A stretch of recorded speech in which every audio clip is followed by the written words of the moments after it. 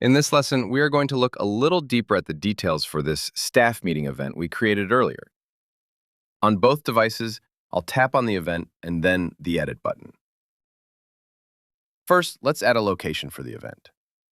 Notice that we also have the option to make this meeting a group FaceTime call. Tap on the location field. We can search for names or addresses saved in my contacts, such as Mike B's work address, or enter a business or place name to search using data from the Maps app. Across the top of the keyboard, we have buttons to quickly enter my home and work addresses that are saved in contacts. I'll tap on my work address here to set that as the location. Now, when viewing the event, the location exists as a link that will open the Maps app when I tap on it. We've already covered setting an event as all day, as well as setting start and end times. But we can also set an event to repeat at a regular interval. There are several preset options, or we can set a custom interval.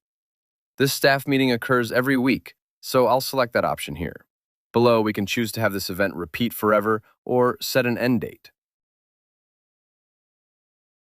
I'll leave this set to never, so this event will be on my calendar every Thursday at 10 a.m.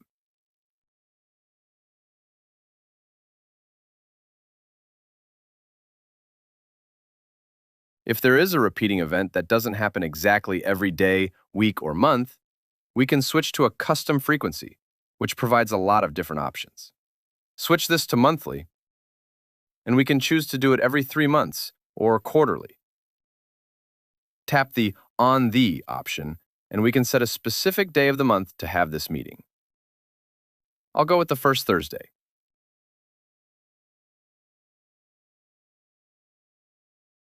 Tap the check mark to save. And make sure to save for future events so all of these upcoming meetings are changed to the correct day.